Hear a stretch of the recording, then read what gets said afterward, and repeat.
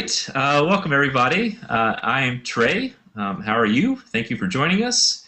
We've got all kinds of people here for this little variety hour of sorts. So I want to welcome everybody and thank you for coming. It's just a very laid-back talk about photography, just, you know, dudes being dudes and a few gals in here to class it up a little bit.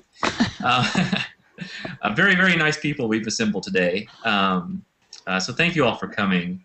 I want everyone to say hello and do a little introduction. I'll start first with a quick intro from Gorden before we get back to him. But this is Godron Laing from cameralabs.com. And if it's a site you don't know, then it's a site you should know. So, hey, Gorden, what's up? Hi, Trey. Thanks for having me. It's a real pleasure to be with all you guys. Sure. You're in Queenstown, yes? Yeah, Queenstown, New Zealand. It's about 3:30 in the afternoon. If I judge my very bright and backlit background, the remarkable mountain range behind me there, you'll see it covered with snow because it's the middle of winter right now. It's when the sun's out, it's very warm, but when the sun dips behind those shadows, or you'll dip behind a building, it gets very, very cold. But it's an exciting place to be at this time of year. As Trey said, I run a site called Camera Labs, where I publish reviews of digital cameras, lenses, and accessories. I'm British, but I moved to Queenstown 5 years ago because I was finding I was always going on holiday to places like Queenstown to kind of follow my activities. So I thought, well, hang on, why don't I just move there instead? I'll just say one thing that makes Camera Labs a bit different from the other review sites is that I try and test cameras under real-life conditions. So you'll see me comparing the quality of cameras with actual outdoor landscapes. In fact, with this mountain range behind me and of Queenstown itself, rather than always looking at test charts and seeing how close lines are together and things like that, because I think ultimately that gives a better representation of how a camera performs, and it's more meaningful to guys like you and I, you know, to see what a tree looks like or a building looks like, rather than, again, a load of parallel lines that get closer and closer. So I hope you come over and check it out and enjoy it. All right, cool. I hope everyone else does too. All right, let's jump around here and say hello to some people. We have Brian Rose here from Google. How are you, Brian? Hey, Trey. I'm Brian Rose, Community Manager for Google Plus Photos. I'm based out of our Santa Monica office. And actually, I just want to make a quick plug. We got so inspired by the PhotoWalk that Trey had at Stanford that we started to kick off a PhotoWalk series of our own. And we're going to be doing one in the LA area down at Venice next Thursday, 6 p.m. at the Venice Skate Park. So if you're in the LA area, just show up at 6 p.m., find me on Google Plus, and we can talk about it. Cheers. Awesome, cool. You have cool stickers to give people too, right? Yeah, well, we printed more. We ran out at the last PhotoWalk, so we printed some more. All right, excellente. Let's jump over and say hi to Thomas Hawk. He's not just with +1, but he's with +2. Why don't you say hi and tell us who you're all snuggled up there with? All right, Trey, thanks. Yeah, I'm here with Chris Chabot from Google. Works at Google and with Sly Vegas, my photographer partner in crime.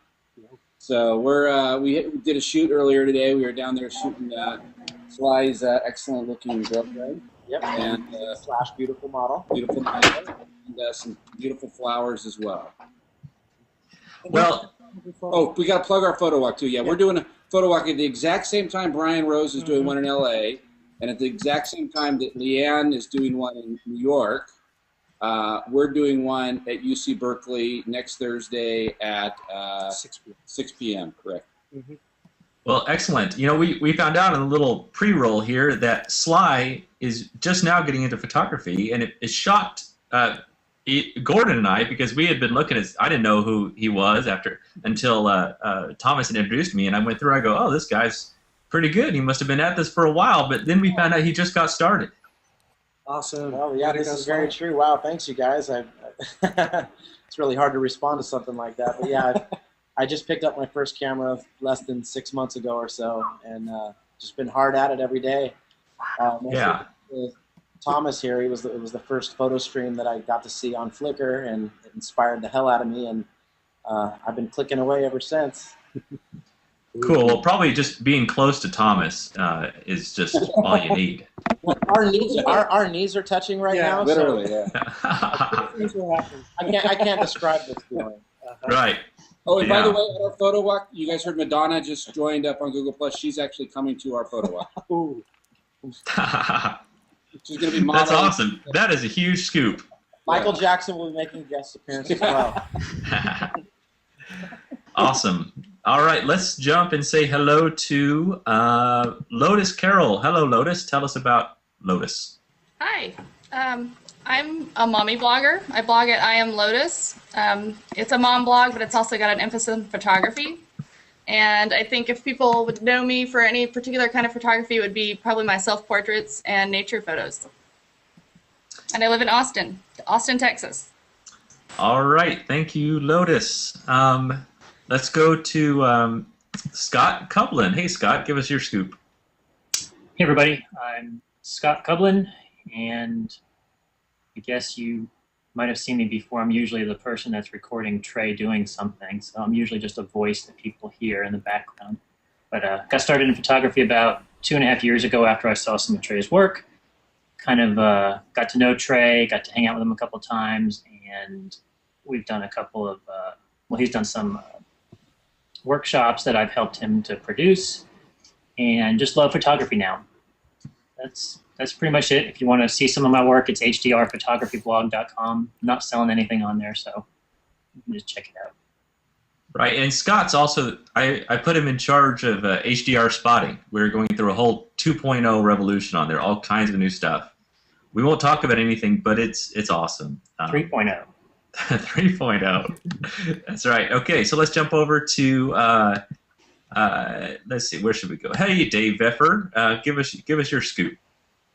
I'm pretty good, Trey. I'm Dave. I am an IT guy at a large commercial photography studio and aspiring photographer. I didn't really start shooting for myself until maybe like 1.5 years ago, and still not really seriously shooting, but I'm trying when I get a chance to get out and shoot and get better at what I'm doing.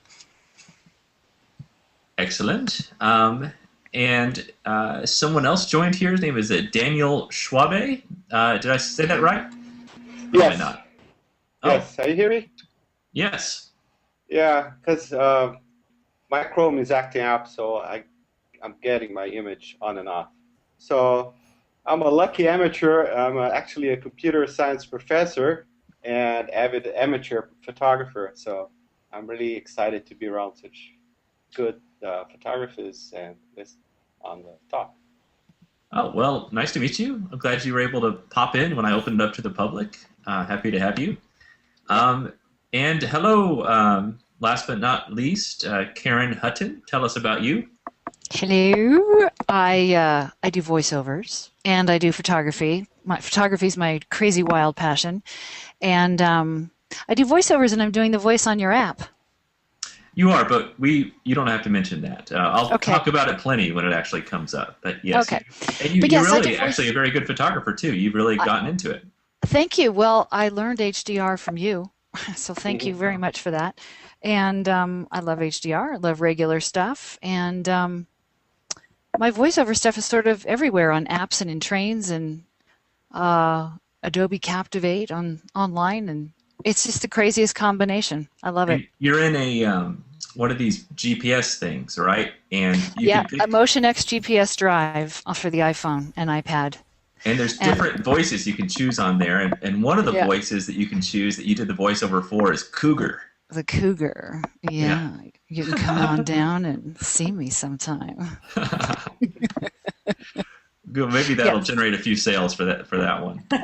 Well, or maybe it'll creep people out. I don't know. I don't know either. Hey, so Gorden, let's talk about camera tech and stuff like this, because I'm not really a hardware kind of guy. I feel like I know my system really, really well, and I kind of just take my Nikon system and I bend it to my will, and I don't really understand everything that's happening the way you do. And also, I feel a little bit behind sometimes, because I know new stuff is always coming out. There's all these chip manufacturers, all this CMOS nonsense that I just kind of catch the edges of, and I feel like I'm not totally understanding it. So let us know what's happening now with all these sensors, and what are these new cameras coming out, and like there's this new Sony that just came out, and tell us some exciting stuff that would pertain to our real practical camera lives. Well, there's some big news today, and I'm not talking just about Steve Jobs or anything else that's been reported. In terms of cameras, it's a really exciting time if you're into equipment, because at this time of year, there's usually 2 times a year when the manufacturers generally make big new launches, and this is one of them around this time, so expect to see a lot of new products coming out. And with those products comes a lot of speculation around the forums and all the news groups and all the social networking boards. Everyone's going, oh, is this going to be when so-and-so finally releases the whatever? And this is also backed up with a certain amount of what I'd probably call strategic leaking. So actually, that didn't quite come out right. That sounds a bit... it's where, Sony, for example, would say, oh no, where did that picture of our exciting new camera come from? How did people find it and distribute it all over the internet so everyone knows about it before it's come out? Oh no, what are we going to do?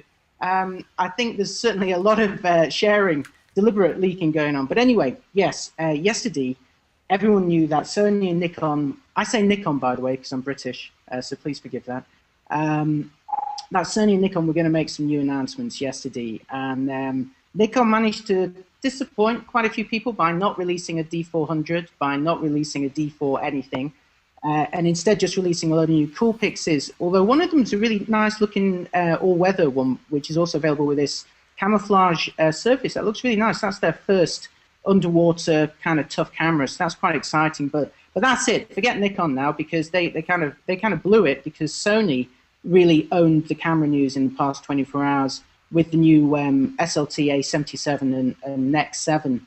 Now, if you guys aren't familiar with these kind of cameras, what Sony have done is they've looked at, well, first of all, this was something which Panasonic and Olympus kind of figured out a couple of years ago. They were talking to a lot of people, a lot of photographers who really aspired to owning a DSLR, but maybe not for all the reasons that we would. What they wanted a DSLR for was, first of all, for the quality. Secondly, maybe for the flexibility of interchangeable lenses. And also kind of a better degree of control than they had on their point and shoots. But what they didn't like was the kind of what they described as some sort of intimidating nature of a DSLR, and also the size and the weight and the complexities. So they came up with this idea where they said, well, wait a minute, why don't we keep the sensor from a DSLR, but we'll get rid of the mirror, we'll get rid of the optical viewfinder, and we'll really shrink the body down, and we'll bring out new lenses that will focus at that shorter distance. And they developed the Micro Four Thirds format. This was Panasonic and Olympus together. And then a year later, Sony said, hey, we fancy a bit of this action because it looks like these cameras are really selling. And they came out with the NEX 3 and 5 last year, which were 2 of my favorite cameras last year. Because what they do is they really fulfill what a lot of people want from a camera these days. You've got a DSLR sensor in there, so you've got DSLR quality. You've got interchangeable lenses, so you've got that degree of flexibility. They've got a stack of manual control. In fact, you begin to look at it and you think, well, actually, what don't they have? Why am I carrying around this big, heavy DSLR?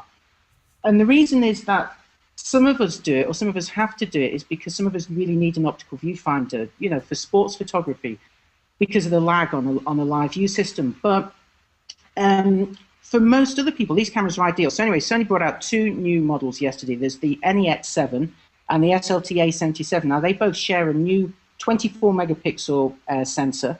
They both shoot. Hey, can I interrupt you for a second and ask you something? Yeah, sure thing. Because I feel like you said something there important that I only caught half of that.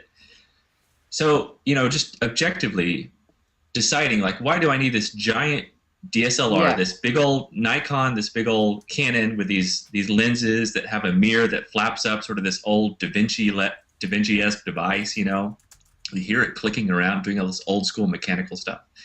And you compare that to this new line of cameras that you're talking about. So the only thing that you're getting out of these other bigger cameras is an optical viewfinder? Is that pretty much the only thing? Yeah, pretty much. Now, by getting rid of the optical viewfinder, you've got to replace it with something. So with these cameras, you're composing electronically, either with a screen or with an electronic viewfinder. And some people, again, traditional photographers, are very opposed to the idea of an electronic viewfinder because they've seen that the quality is not very good.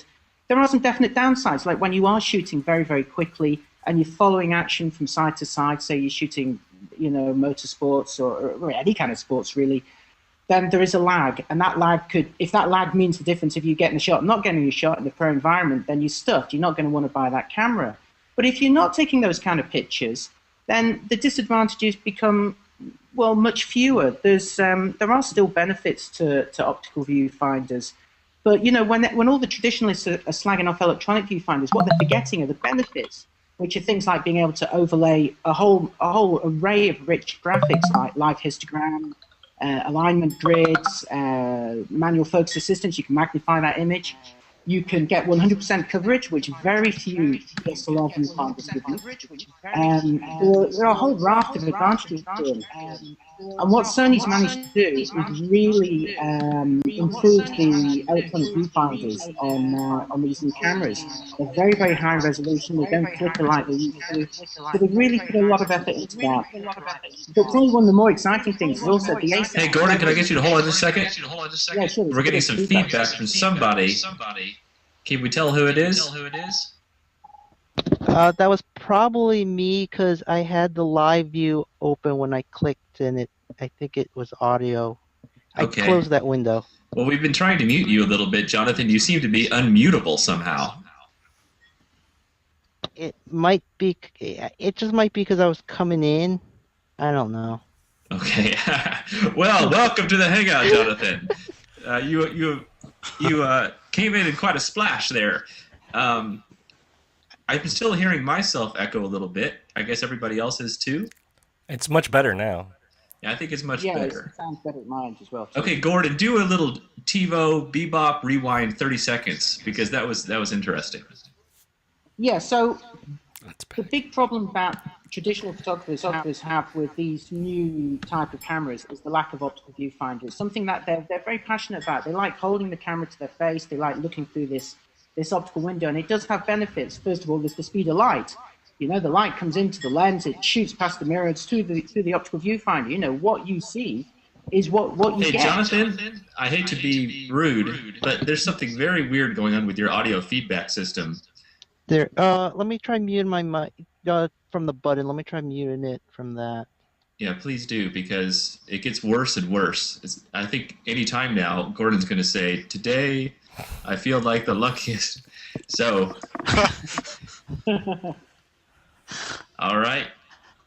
I still hear a little bit of feedback, Jonathan. Have you done these Hangouts before, maybe? No, I haven't. It says I'm muted, so you can still hear me? Yes, we still hear you. Yeah. You've got it says I'm muted. I don't know. You've got some crazy Chinese electronic setup there that's unmutable. You're somehow circumnavigating all of our Google Hangout controls. Hey, Jonathan, can you maybe just unplug your headset and then listen through the speakers, and then we won't hear you at all? Yeah, let me try one last thing. Okay. Now try to say something, Jonathan, and hopefully we won't hear you. Oh, good. Okay. Good. Okay. Go ahead, Gordon. Luckily, you're a pro, and you can rewind and say these things again effortlessly. I can take back. You poor people have got to hear this compelling argument about electronic viewfinders all over again. So everyone's like, kind of like traditional photographers, and I guess now, correct me if I'm wrong, but I think I would fully include quite a few of you in this group, and myself to a certain extent as well. We're very attached to our optical viewfinders. We like them. We like composing with the camera held up to our faces. Yeah, sure, you can obviously hold an electronic viewfinder up to your face as well, so you've got like 3 points of contact. But that electronic image, it takes a lot of convincing people that it does actually look really good now. And I would urge anyone who's really skeptical about this to pick up one of these new Sonys and have a look through the viewfinder, because sure, it is still electronic. There are problems in that bright highlight areas, dark shadow areas will get blown out. So your sky, and I know this would be a problem for you, Trey, in some of your HDR work, is that you might just see a kind of brightly backlit sky as just a complete white washout. And any dark shadow areas might just be a big clump of black. That's the downside. It is electronic after all. It has a limited tonal dynamic range. And there is that problem with the whole kind of action lag.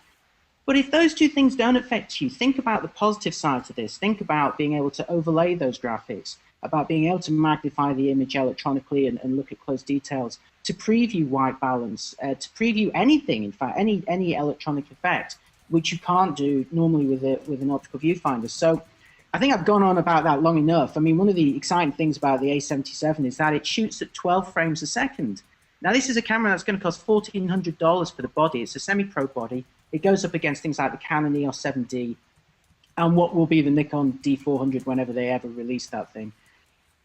Except it's a little bit cheaper. Now, 12 frames a second, that's extremely fast. In fact, a Canon 1D Mark IV, which costs $6,500, that shoots at 10 frames a second. So Sony have overtaken that. Now, there's little caveats. There's little kind of, yeah, but only if the wind's behind it, or, you know, only if you're wearing opposite colored socks, or you've got a Sony T-shirt on. But that's extremely quick. And it also does another really important feature that it's got that no DSLR with video's got now. It'll shoot 1080p at 60 frames a second progressively. Now, things like the Canon and the Nikon bodies, they only shoot at 30 frames a second, or 24, 25 progressively. The reason that's important is if you shoot at 60 frames a second and you integrate it into a 24 frames per second project, you can slow it down by 2.5 times, so you get slow motion. Now, Canon's been able to do that at 720p. Now, Sony's letting you do it at 1080p. For a $1,400 camera body, this camera is going to change everything. I'm really confident about that.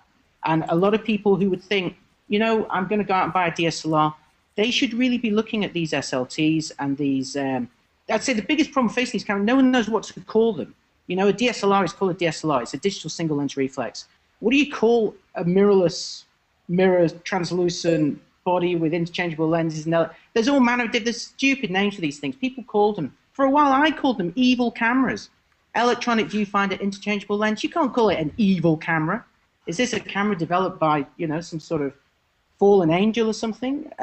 You can't call it that. Some people call them interchangeable lens cameras or ILCs, but that doesn't really get it. I don't know. What would you guys call them? I don't know. It's a good question. Hey, let me ask, you know, probably the person that's taken more actuations than anyone in this Hangout is Thomas. Thomas, would you ever switch to one of these cameras that does not have an optical viewfinder? Man, I can't imagine not looking through the viewfinder. But I don't know. You never know. I mean, I don't care so much about how many frames per second because I'm more taking my time to compose a single shot. Like, I'm not shooting sports or runway models or stuff like that, really. But, you know, I don't know. You know, I mean, that's so cheap. I guess what I hope it does more is that it pressures people like Canon to step up their game, you know, and come out with something that's, you know, I mean, I want a viewfinder. I mean, I can't imagine not shooting through a viewfinder. That's just me. I can't imagine that I could see it the same way. Maybe I could. But I hope this, you know. Thomas, imagine having a viewfinder, but it's electronic, not optical. So you're still holding the camera to your face. You've still got that little window to look through. Is it the electronic aspect of it that's putting you off? I think it is, yeah. I think there's something about, and maybe I'm just being, you know, bore-headed here or something, because that's the way, you know, I used a traditional film SLR before I went to a digital SLR. And, you know, I got my first SLR when I was 15, so I've been shooting these things for years. And maybe I'm just being one of those Luddites that, you know, can't see the future, and I want to look through that traditional viewfinder. But I feel like I want that, but I hope this means that the price of the Canon 5D Mark III goes down a little bit. Yeah, really interesting. The interesting thing about living in Queenstown, which is a real tourist destination, is that you get to see what cameras the tourists are using, especially as I take a lot of my test photos in tourist locations. And I've seen so many Sony NEX cameras in the past year. They're just like the ultimate travel camera because they give the quality of a DSLR and the flexibility of a DSLR, but in a package that weighs about a third of the amount of a budget model, not a semi-pro model. I mean, they're super light, and they're really small, not quite pocketable, but, you know, you can fit them in a small bag or a big coat pocket. And that's, you know, that's a real compelling message. You know, they may not have that optical viewfinder, but that portability aspect and that old saying, you know, the best camera is the one you've got with you, then... Yeah. You know, it really applies. I think that, you know, anyone who's not seen one of these cameras in this group or anyone watching this, please go out and check one out, because it could, if it's for you, if it clicks for you, you'll think, this is it. This is it. And you become evangelical about it. And you try and persuade all your friends, which is what I'm trying to do now. I'm trying to persuade all you guys that this is what you need. Apart from Slide, who's just bought a nice 5D Mark II, and that's the right camera for him. Yeah. Hey, Gordon, does it do bracketing? It does. I knew you were going to ask me that, Scott, so I researched that. The Nex 7 does only a paltry 3-frame bracketing, but the A77 does 5-frame bracketing. So, you know, it's already, you know, people who are into bracketing and HDR, You know, the Canon, as you know, the Canon 7D, or even the 5D Mark II, they only do 3-frame bracketing, and that is frankly outrageous. Canon need to sort that out. You know, Nikon offer, you know, way deeper bracketing on their cheaper models. I don't know why Canon doesn't do it. They say you need a 1D if you want to bracket more than 3 times, which is daft, isn't it, really? Hey, Brian, how about you? I know, like, forever since I've been taking photos, I am just used to this physiological process of pulling it up to my eye, and this is a motion that my body and my mind and my spirit and everything, I'm just used to this, right? Keeping it up here. And whenever I see, like, you know, moms and dads out with their little consumer cameras, they always look so awkward, you know, like doing this kind of a motion, you know. And could you see yourself doing that instead of like going from an optical thing to going to that kind of thing where you're looking at a little something that's between the size of an iPad and an iPhone? I mean, I definitely could. I used to shoot with an EP1, and so that doesn't have any viewfinder, not even e-viewfinder. So, I mean, I think it makes sense for a lot of people, not for pro photographers probably. But, I mean, there's a huge market for it. I can see why a lot of camera manufacturers are going that direction. I also actually like the X100, where it has that e-viewfinder overlay, where it's, I guess, like a hybrid viewfinder. And that has, I think, a lot of cool potential. Have you tested that one, Gordon? They're not very readily available in New Zealand. That's one of the problems. I don't get to see everything that I want to see, but I have some guys in Europe and America who do some things for me. So they have, but I haven't. Yeah, I got you. Hey, someone else is joining. One other thing that's a lot of people go, you know, you're composing with live view. Live view, I don't like the idea of that because they've been put off the idea by DSLRs where the live view is not very responsive. But the live view on these cameras is very, very fast. The focusing is very fast. And one of the benefits that not many people talk about is that you can implement face detection all the time. Now, face detection is something we know from our point-and-shoot cameras, but from DSLRs, it only works in live view. Live view is so slow, it's pointless. So you forget about face detection on a camera with a nice big sensor and a potentially small depth of field. But what these cameras do, they give you the big sensor with a potentially small depth of field. But because it's 100% live view, you get decent face detection. They focus really fast. And I tell you what, you know, when you're photographing people or kids at parties and things like that, I've had a really high success rate with focusing on cameras like these, much more so than I would with DSLRs. So I'm getting like that beautiful shallow depth of field portrait effect, but very quickly and easily, and a lot more easily with subjects like kids who are running around than I would with a DSLR. So I finished my my preaching now. I promise to talk about something different. No problem. That's good to know. It's very interesting. I'm intrigued. I try to always stay on top of new things, and I'm totally willing to change my habits. It's hard for me to picture not looking through an optical viewfinder, but maybe I could. You know, I do take a lot of iPhone photos, right? And I'm always holding that thing out in front of me. And it's not bad, you know. I'm kind of getting used to that behavior. And if I could get DSLR 24 megapixel quality, which it sounds like you can with this new camera, and if I can do everything I can with my camera, just not look through that thing, maybe I could actually do more, and maybe I could think about things differently. So I'm not opposed to it. Would you be opposed to more camera shake when you are holding your arms out like this versus being able to hold it tight to your face? I don't know if I have that much more camera shake because if I'm handheld, I'm usually at a pretty fast shutter speed, so my aperture and ISO, and there wouldn't be that much more shake in that situation, I don't think. Mm-hmm. And most of your stuff's on a tripod anyway, isn't it, Trey? Yeah, I'm a tripod kind of guy anyway because I like to set up. And how does it look in bright light? Can you still see okay? That's another problem I have with live view is I can't even see the thing when it's bright outside. Yeah, that's the problem with a camera that only has a screen. But I'm talking about cameras that additionally have electronic viewfinders. So you can there's still this little thing you can put up against your eye in bright light, so you can still compose under those conditions. Oh, right. One of the interesting technical things to watch out for, though, is the actual brightness of that little screen inside the electronic viewfinder may not be as bright as a really bright day. So it may not. That's another benefit of an optical viewfinder is that it makes the same light passing through it, so it's the same brightness almost. But I'm not advocating the idea that we all hold our cameras out in front of us. I'm advocating the idea of a small camera without a mirror or without a moving mirror, but which also has an electronic viewfinder so that you can still hold it up to your face for stability. And for that feeling, like you say, it's nice to hold a camera up to your face and see it kind of framed in black. It allows you to, you know, remove all of the distractions around you, doesn't it? And it also focuses your mind on what you're about to do. Hey guys, I'm John. I'm crashing the party. May I interject? Sure, John. I was just about to have you introduce yourself, so you're right in time. Oh, well, thank you, Trey. I'm John. I take pictures from time to time. I've got an X100, which I've had for about 3 months, and I love. It's got an EVF and a sort of quasi-OVF, and I don't use the EVF. I like framing with the other. But that being said, there's a lot to be said for a relatively small camera you've got with you all the time, and mine, it's always in my bag, always with me, every day.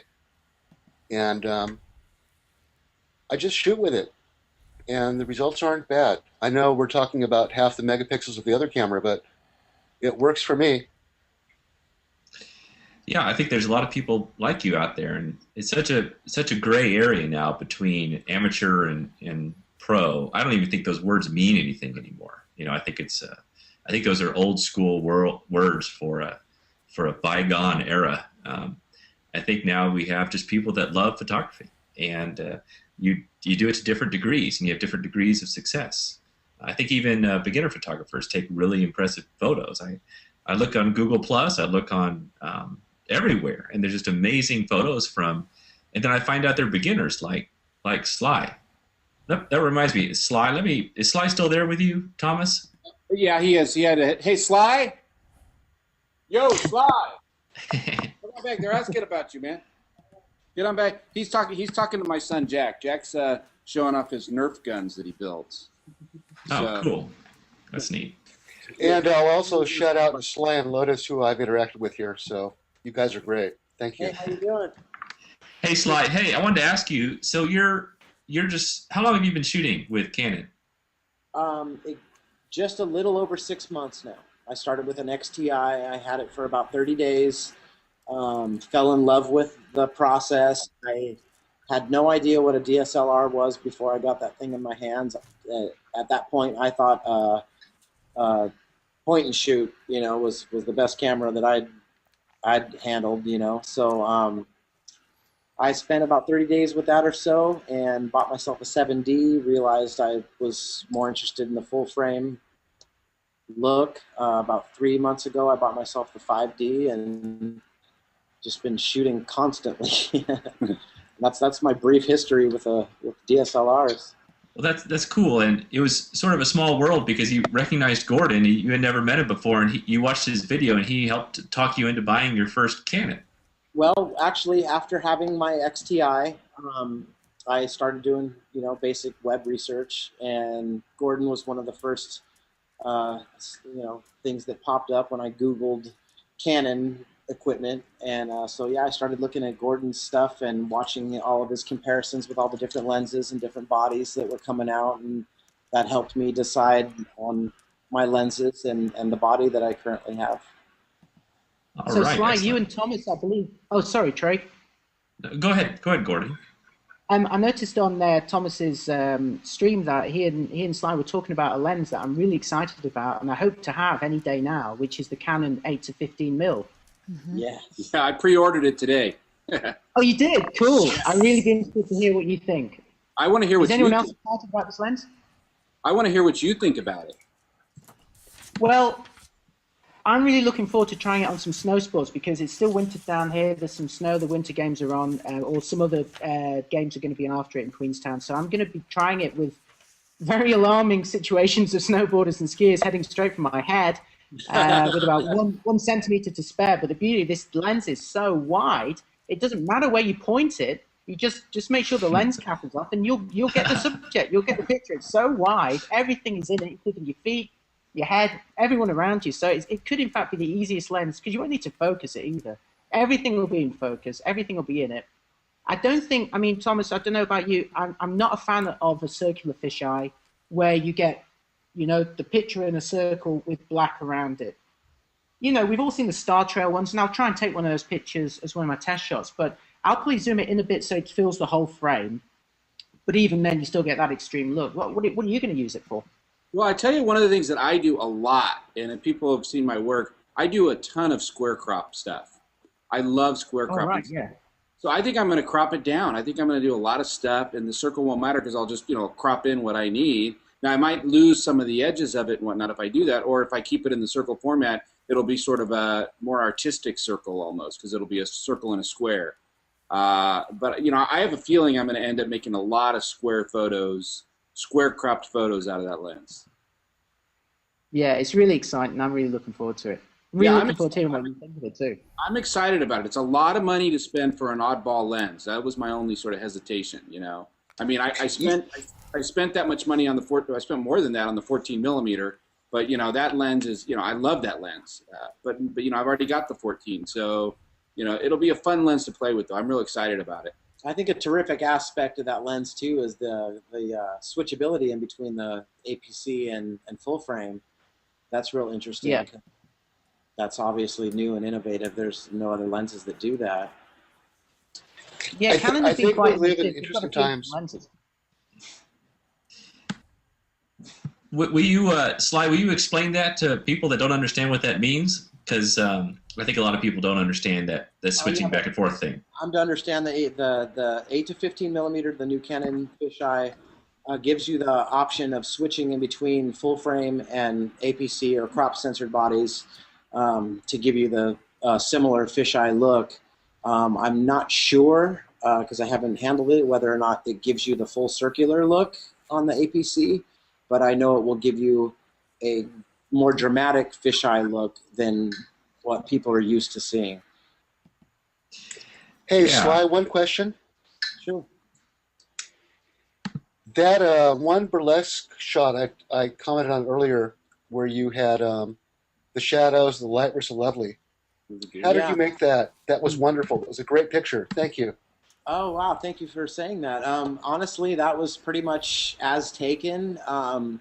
The performer was on the ground, so that was basically ambient lighting. I used Lightroom just to crank up the blacks a little bit, but most of what you see in that image was as shot. That's what the light that was on the model.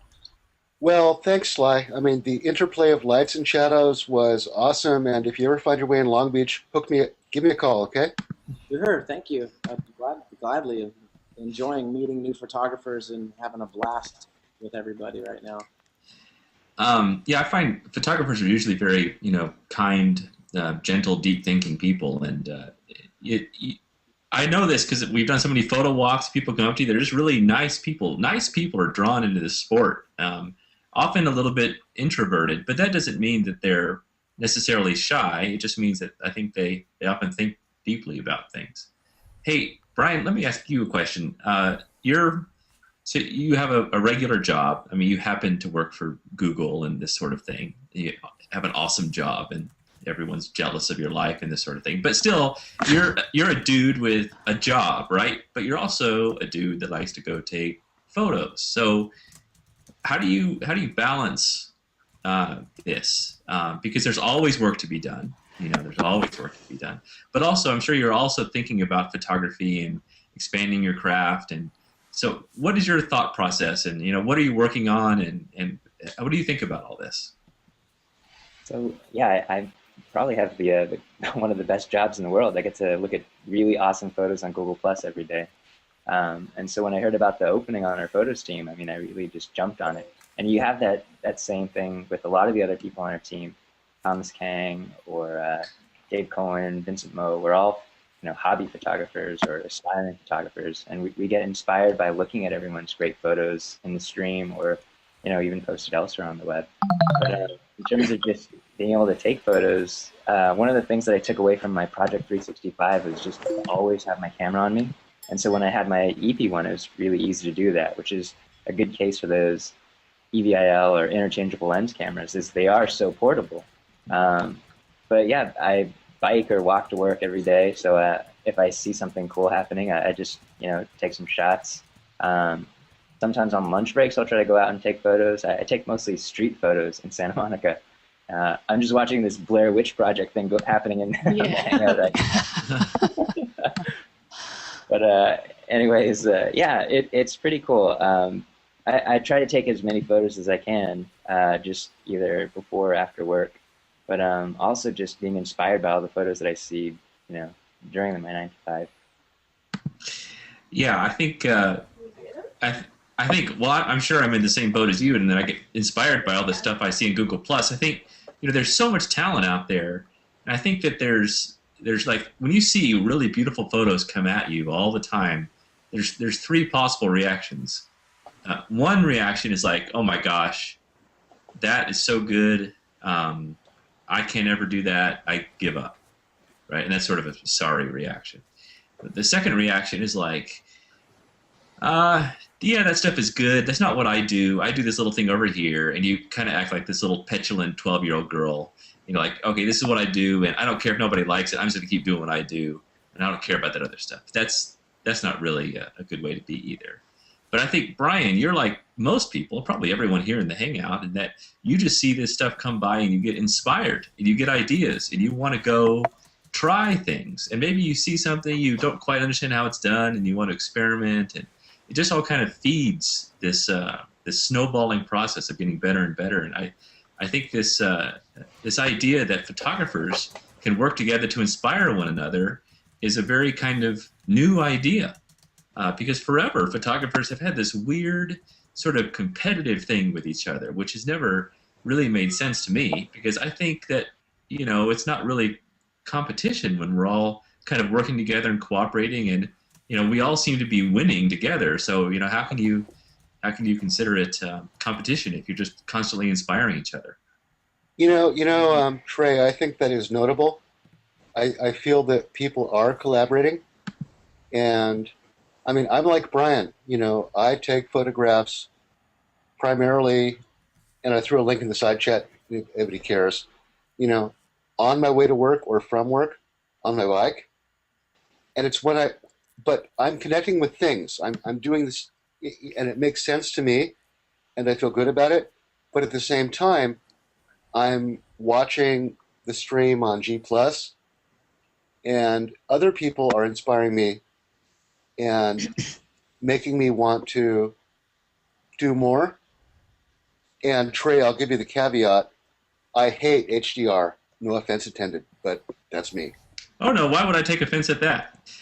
Hey, don't worry about it. And yeah, feel free to put your link over there, and you could put your link in the actual post, because if you put it in here, only 9 people will see it. But if you put it out in the main post, then it'll be seen by.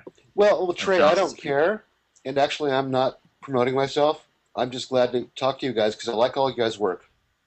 Well, that's great. Thank you. Hey, One Gorden. of the things. Oh, go ahead, Karen. You want to type in with along something? this? Well, yeah, because this topic you're mentioning about inspiring one another, it's really interesting because Brian has a regular job and I have a different job than photography, voiceover, and I am finding 2 things. One, my photography is growing in leaps and bounds and connecting with people and being inspired by people. In fact, I did a post because I took the coolest photograph I never would have thought of doing because of Thomas Hawk. Because he did a shot down on the tracks, of the cable car in San Francisco. And then I was up in the Sierras at the railroad tracks waiting for the train to come by to see how scary it would be and how close I could get without dying. And I thought, what happens if I put my camera down on the track? And luckily the train didn't come, and it was an awesome picture. So there's that aspect of it, but I have to say that the collaboration and the sharing and the inspiration that goes on amongst photographers is informing my other work. It's making even my voiceover work better and more inspired. So it's like a spreading spore. I saw that picture come up, Karen. I was impressed. In fact, it was so different than your usual work. I thought, I've never seen anything like that from Karen. So it's interesting to hear that you actually got inspired by Thomas. That's cool. Yeah, that was a real specific one that I could point out. But there are other people doing things that you go, wow, never thought of that. We could try that over here. Well, it's really neat. And I think my writing is getting better too, which is good. I mean, Google Plus is just a great platform. Mm-hmm. It is. Hey, Gorden, I want to ask you a question about these these sensors that are coming out. There's this new sensor that came out on the new Sony. And if I'm not mistaken, doesn't Nikon source all of its sensors from Sony, so it comes from the same place? Yeah, I was going to mention that. Yeah, what's coming next with these sensors? Well, the 24 megapixel sensor in the A77 and the Nex 7 is almost certainly going to be what you'll see in the next Nikon semi-pro body. Maybe not exactly the same. Nikon may kind of put their own magic on it, their own, they may adjust it. But I think it's fair to say, I would guess that the next Nikon semi-pro body will be 24 megapixel APS-C. That would be my guess. That's all it is. Are these getting better with low light type sensitivity? Well, we keep hearing 24 megapixel, but that was why the D3S was so good. Is because it could shoot crazy ISOs with very low noise, and you could do no flash in very dark conditions. It was almost better than the human eye. I mean, this is the concern, isn't it? Unfortunately, camera sales, the majority of camera sales are still driven by simple marketing numbers, and people still think, the majority of people still think that more megapixels are better, so they keep increasing them, with obviously the effect that noise can increase, tonal dynamic range can decrease. Also, something that very few people really think about is that the resolution of the lens is finite, and there comes a point when these pixels are so close together that the lens just isn't resolving enough detail to be recorded by the sensor. That's why, it's nice to spread those pixels out. If you want loads of megapixels, try and put it in a bigger sensor, get a full frame body, maybe even go medium format. So nobody has seen final production samples from this new 24 megapixel sensor. We've seen previews, pre-production ones, but I think it's futile to comment on them because it's not necessarily what we'll see when it comes out, when it's final. But yeah, there is always that concern. And it's interesting, on the point-and-shoot market, we're seeing a lot of cameras actually reducing resolutions now. For that very reason, people are now seeing it a benefit to drop from 14 to 12 to 10 megapixels because it's getting better low-light performance. Yeah, I agree. It's a tough marketing bullet point to say we've decreased the megapixels, but it looks better in low light because people don't understand. You have to be kind of a high-end photographer even to understand what that means. But yeah. I mean, what Canon have done with their points and shoots is they've come up with the kind of new brand, which is HS for high sensitivity. So they say, hey, instead of saying we've reduced the megapixels, they say this camera's an HS camera, which means it's a high sensitivity camera. And that message is understood, that this camera is better in low light because it's an HS camera. And all they've done with an HS camera is just, well, they use back illuminated CMOS sensors, but so does everyone these days. What they've done most notably of all is reduce the megapixel count. Hey, I wanted to ask you guys, did anyone see, there was so much news coming out today, did anyone see a story about the guy who retrieved $9,000 worth of camera gear that was nicked from him? Because I saw that, yeah. They tracked down the thief, or rather the person the thief sold it to, by the serial number that was found in the EXIF data on Flickr. So there's this company called Gadget Track, and what they do is you can put a serial number of your camera in there if the camera supports embedding the serial number in the images, which not all of them do. Fortunately, his did. Most Canon and Nikon DSLRs do, for example. And then you just search for it. It searches for it, and they'll find if someone's been posting images taken with your camera, so that you can go and get them. Yeah, that's magic, except my camera doesn't apparently embed that EXIF there. Yeah. I also noticed that none of the Sony DSLRs seem to be on that list either, but for all Canon and Nikon people, I think that's quite a reassuring story, that so long as somebody then subsequently takes a picture with your stolen camera, which they almost certainly will at some point, you can track it down, so long as they're foolish enough to post it online. Well, everybody is foolish enough to post it online, ultimately. That's like a rule. That's like Godwin's Law. Hey, welcome, Joel Sear. Looks like you popped into the Hangout. Why don't you tell us about you? Yeah, sure. Well, I actually just got inspired. I heard you guys talking about that just after I came in by some of your photos, Trey. I checked out Stuck in Customs, and I kind of got hooked. Picked up a Canon T1i last year for a trip to Europe, and didn't know how to use it for a whole trip, and came back realizing I need to learn how to use this camera, and started going on the web and looking at different photographers and learning that kind of stuff. That's great. What have you been well, you're in the same boat as I think most people, right? Yeah. There's, if you look at the bell curve of activity, there's very few like over in these edges, but most people are just now getting their head around photography. So, like, what have you been struggling with? What are you working on now? Right now, I'm struggling on learning how to use Photoshop and Photoshop stuff. It's hard, but taking lots of landscape stuff. I got a few little jobs on the side, photography jobs, as some people like my photos and asked me to do some stock photography for them, and so that's driving me to do some stuff. But yeah, just trying to do whatever I can to advance in this art form, I guess. That's great. Well, keep up the hard work. Christopher Johnson has just joined us. Hey, Christopher, how are you? I'm doing well, Trey. How are you doing? Good. Hey, everyone that's popped in has kind of given a little intro and told us their website and that stuff. So why don't you do the same? Well, my name is Chris Johnson. I'm a UX designer on Google Plus Hangouts. And you can just visit my profile, profiles.google.com/pkchrisjohnson if you want to see some of my work. Oh, hey, welcome, bro. Hey, Trey. Yes, sir. We also should introduce Charlie here. We were shooting Charlie earlier today, and we haven't introduced her yet. So, Charlie, you want to say hello to everybody? Hi, everybody. Hi, Charlie. Charlie is a photographer. She's a brilliant. Hi, Charlie. Great photographs, and she's also a wonderful model. She spent tons of time modeling for us, and she's Sly's other half. Yeah, you'll see lots of her beautiful photos on my photo stream and on Google Plus. Oh, seen them both, and she is both a great photographer and a good model. Yes, she Thank you. Why, thank you. Why, thank you. So, hey, Thomas, is she going to be out at your photo walk at Berkeley? I hope so. Possibly. Maybe. So we'll see. Might happen. We got to get Sly there, but he's got some stuff he's going through. So yeah, I got a surgery coming up this weekend, so I might be carting around in a wheelchair, but we'll try to make it. We'll push him there. Maybe pushing him around in a wheelchair, but that's cool. Yep, That's cool. I'll have my tripod strapped to the back. I'll be ready to go. Well, hey, let me extend that same question to you, Sly.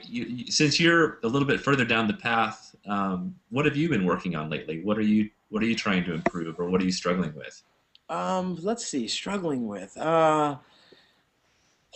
every aspect. Since I'm on overload right now, I've been taking on every angle of photography that I possibly can because I'm in love with it right now. So I'm kind of struggling with everything, if you want to call it a struggle. I'm more enjoying it than anything. I can't really call any of it a struggle.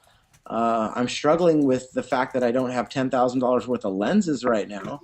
Other than that, I'm just really trying everything and getting good enough results where I'm really, really pleased with all the different stuff that I've been trying. So And figuring out what you like to shoot. I'm in a really happy space. The stuff that I'm really enjoying shooting the most right now is street stuff, and long exposures is something that I've been experimenting with most frequently that I haven't really got a good grasp on, night stuff and such. Yeah, I think everyone no one ever solves those problems, so you're right there with us, brother. Don't worry about it. Right on. I'm glad I have a support group. Hey, Thomas, I have a kind of weird question for you, because you always drop these internet bombs out there with these blog posts, and you're really outspoken, and it's wonderful. You don't say this stuff for shock value. You say it because you think it. You've thought about it deeply, and you put together a concise essay, and you publish it. So I think a lot of people also have strong opinions. They don't maybe say them the same way you do, but how do you deal with all the, maybe haters isn't the right word, but there's people that really strongly disagree with you, people that from the Flickr community or whatever, and they just, how do you deflect all that and not have it affect you? Wow, that's a good question. I don't know. I mean, sometimes it does affect me, you know, when you were over here the other day when we were doing the hangout and stuff, when I promised you, I said, hey, no more big bomb blog posts. I think, you know, I kind of got into it with a few people online a while back over some copyright stuff, and that did affect me. You know, I said, that's it. I'm not blogging about copyright anymore because it actually hit me in some real life ways at my job during the day and stuff. But, you know, generally speaking, I get really passionate and I feel strong about things. And, you know, lately I've been a bit of an evangelist for Google. I love the product and I love what it's doing for photography.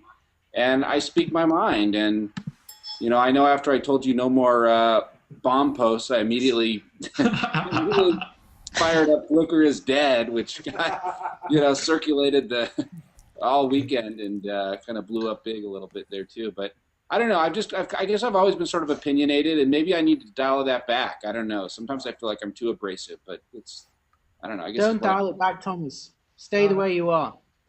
Yeah. Yeah. Hey, I liked your copyright post, man. It was good. Yeah. Yeah, it's all good. You shouldn't dial it back because, you know, you're like a good person and you're reasoned, and if you were like an ass that no one liked, then you would be getting that vibe strongly from a lot of people. But you're not like that. So, you know, I think you should keep it up. I feel strongly about things, and, you know, over the years it's been different things, whether it's photographers' rights or to shoot or, you know, I mean, I love photo sharing, man. It's in my blood. You know, I was on Flickr when it started at the very beginning, and, you know, they're not innovating, and somebody should call them out on that. And, yeah, I probably made a lot of enemies at Flickr, but, you know, and when somebody does something right, like Google Plus, you know, man, you got to go out there and bang that drum. I want all my friends on Google Plus. It's the best thing for photo sharing that I've seen. Trey, you know, I mean, you know, we see it. It's, you know, it's like nothing we've ever seen. Yeah, I know, it's crazy. Hey, do you feel comfortable telling people your Sergey Brin story? Oh, wow! I didn't know that one was going to come up. Well, if you don't feel comfortable, it's okay. I'll change the topic. But it's such an awesome story. No, it's cool. Hey guys, can I touch on photographers' rights? Well, hold on just a second. I'd really like to hear. We started down this thread of this Sergey Brin story, and it's quite wonderful. Okay, so this thing. You know, I didn't necessarily mean to bring this up, but I haven't talked to Sergey about it at all. But I've told a few people, Trey included. But you know, I was hanging out in my basement a few Saturdays ago, and I'm just, you know, doing my Google Plus stuff and processing my photos like I do on the weekends. And all of a sudden, this Hangout thing pops up, and it says, you know, Sergey Brin wants to chat. So I'm like, you know, Sergey, what the heck? Like, well, yeah, sure, why not, man? It's like Steve Jobs wants to call you on the phone. But I click, yeah, and you know, I just hung out in my basement in one of these Google Hangouts with Sergey Brin for like a half an hour, and we're talking cameras and talking lenses and talking, you know, all kinds of just really great photography. He's a photographer, and you know, but I guess my takeaway from that experience was, you know, here's the guy. I mean, this guy's at the top of Google, right? I mean, the guy's a billionaire, and he's sitting down and he's going into this thing, and he's looking, hey, what's working? What do you think about it? And when you see that message from the top, from the very top of an organization that says, hey, you know, we're interested in this, and we're interested in Hangouts and photography and Google Plus. I mean, what a powerful message. You know, I mean, Carol Bartz doesn't even have a Flickr account. Really, I mean, and here you've got, you know, Sergey's throwing up pictures of his vacations and this and that, and you know, which is cool. But you know, the guy's a really down to earth guy, and to me, it just spoke a lot about the culture at Google. And I blogged a little bit about this today, where you've got this culture that all these people, all these employees, guys like Chris right here, you know, next to me, and Brian, who's on the Hangout chat. I mean, these guys are all, you know, we're all friends. We hang out, they jump in threads. You know, there's this empowerment of Google employees to be involved in this product and to be as much of a PR machine as and a mouthpiece for Google. And I think that's just, you know, from Sergey Brin on down. So, I mean, I just think that's really, really cool. Yeah, I think it's fantastic. I think that's just an amazing story. I can hardly believe it, but I think it's fantastic. Hey, no, it's surreal. It's surreal. You get all of a sudden, you're sitting there, and it's like in the middle of your basement, and like Saturday night, Sergey Brin. You know? Dude, what the heck? Yeah, I know what you. It's just crazy. I can hardly believe it. Hey, Joel or anybody else before we get to your question, John, because I want to give other people a chance to talk too. Do you guys have any questions for Gordon or Thomas or anybody? Oh man, I didn't think I'd get in this hangout, so I didn't prepare anything. I guess a good question that I have is in the times when you feel like, you know, I don't know if you ever get this or not, because you guys maybe have been doing this a little longer, but where you feel that there's too much to do, like photography-wise. It's such a high mountain to climb to get to that point where you're really, really good at it, and you get discouraged from that. Like, what do you guys do, or what do you tell people? What advice can you give them? Just shoot what you care about. Yeah. Hey, Gordon, you what do you think? How do you get over these kind of mental blocks? Well, like you say, it's a kind of difficult situation when you're looking at all this fantastic content, you know, on Google Plus and other social networks. Half of it inspires you and half of it depresses you, because either you think I can't do that, or I don't know how to do that, I've not got the equipment to do it, or I've not got the time or the skill or inspiration to do it. So I think actually what helps me most as a photographer is to not look at anything and to just go out and do whatever I fancy, and try and not let anything influence you or to put you off. The silliest little things are sometimes my favorite photos that I go back to. Yeah, sure, when I go on holiday to some nice place, I want to take that big landscape shot so I can say, look, there I was, and I got a nice picture of it. But I love taking pictures of the food that I'm eating in restaurants, or some funny sign on a street corner or something like that. Little things where initially you're almost a bit embarrassed about taking them, because you think your peer group might go, what are you doing that for? That's not good enough. But that's the stuff that I like, and that's what I take. And if people like it, that's cool. And if they don't, I'll go out of business. Hey, Scott, you've been quiet as a mouse over there, just kind of maxing and relaxing there. Have you, while we have Brian Rose on here, do you have any Google Plus suggestions or anything you'd like to see with photos? Or is there like one or two killer features you're waiting for? I can't remember if I talked about this feature or not on one of these Hangouts, but being able to attach a little note next to each person that you add, so you can just have a little tidbit of information about how you know them. For example, if you met them during a Hangout or went on a photo walk with this person, just so in the future when you've got a list of 300 or 400 people and you want to maybe clean up some stuff, you can find out why it was that you even added that person to begin with. Maybe you might not want to take them out of there. Maybe it, you know, like I added everybody that was in this Hangout right now. You know, a month from now, I might not remember a particular person that I met from the Hangout and inadvertently remove them, but might not want to if I had wrote some notes like, hey, met him in a Hangout and he's got some really great photos, or seemed like a really cool person. You know, just a little note to attach to a person. That's a cool idea. I mean, I was talking to Scott Jarvie, and he was saying that he's another photographer on Google+, and he was saying he has OCD, obsessive circle disorder. And what he does to get around this is, for example, he would add everyone in this Hangout to a photographer circle, but then he'd also add them to another circle, like, you know, Trey's Hangout, you know, Wednesday night, whatever. So that he did have a note about how he knew these people, or how he met them, why he added them to a circle in the first place. Yeah, so he probably has thousands of circles to do it, instead of just having maybe 5 circles, but just a little snippet of text that just describes how you know the person. Yeah, I think hearing from Scott, he probably has more than 1,000 circles. I think he does this quite a bit. Hey, Brian, what's the biggest suggestion that you've heard that is most compelling to you? You don't have to say you're going to do it or you're working on it. We might be able to read between the lines, but what's one of the top things you keep hearing? I mean, the top requests, they're pretty common, and I think everyone's probably heard them already, being able to +1 single photos or share single photos. But some of the more interesting ones were how we could actually tie in Google Images, Google Reverse Search, Google Goggles, and then Trey and Thomas, you're talking about stock photography, or being able to sell prints, sell rights to photos through Google+. And those are all really interesting ideas that we have been thinking more about. I was on a photo walk last Saturday in LA, and someone there was talking about basically using Google Images Reverse Search to just find any unlicensed use of your photos. And then if you could do something from that point, that would be kind of interesting. So there's so many ideas that people keep sending us, and so much potential for where we can take Google Plus. And I just encourage everyone to keep sending us feedback. That send feedback link, we're looking at every single feedback report, and we tally those votes to help us prioritize what to work on next. So yeah, please just keep sending us your feedback. Awesome. Thanks, Brian. Well, we're about to wrap this up, but John, did you have a quick question you wanted to ask Thomas about photographers' rights? I did in general. It's basically, you know, more and more in the U.S., photographers are being harassed.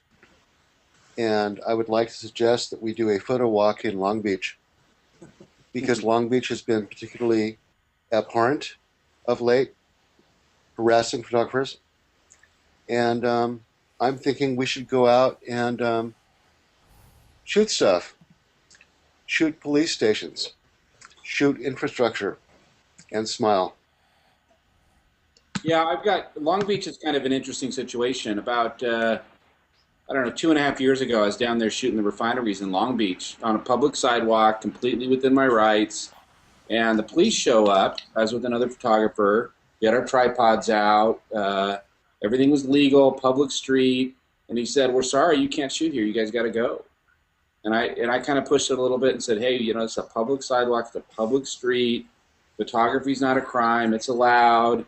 And, you know, we went at it. He asked for our IDs. No, we didn't have to give him our IDs, but I gave him my ID, and you know, he ran it and he said, you know, look, I'm just doing my job, which, you know, I hate it when cops say that, you know, it's, you know, and I'm saying, well, I'm just doing my job. I'm a photographer, you know, you know.